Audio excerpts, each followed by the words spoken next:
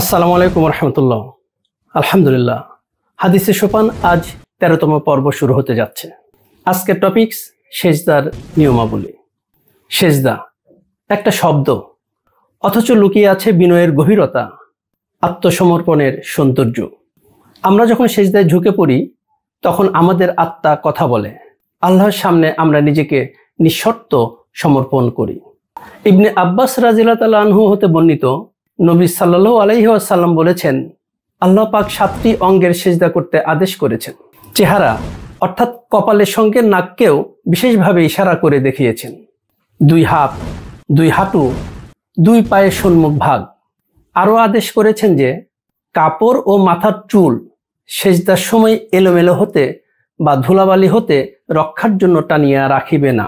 প্রিয় ভিউয়ার্স, সিজদা কেবল মাথা ঝুঁকানো নয়, এটা হৃদয়কে নত করে, অহংকার ভেঙে আল্লাহর চরণতলে নিজেকে ছুঁড়ে ফেলে।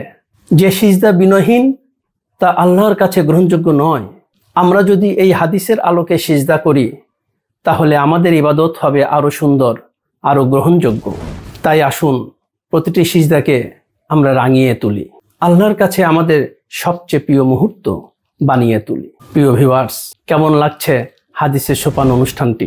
কমেন্টস করে জানাবেন, লাইক ফলো দিবেন। আমরা যা বললাম এবং শুনলাম সবাই চেষ্টা করি আমাদের সাধ্যমতো এর উপর আমল করার। আল্লাহ সুবহানাহু ওয়া তাআলা আমাদের সবাইকে এর উপর আমল করার তৌফিক নসিব করুন, আমিন। আসসালামু আলাইকুম ওয়া রাহমাতুল্লাহ।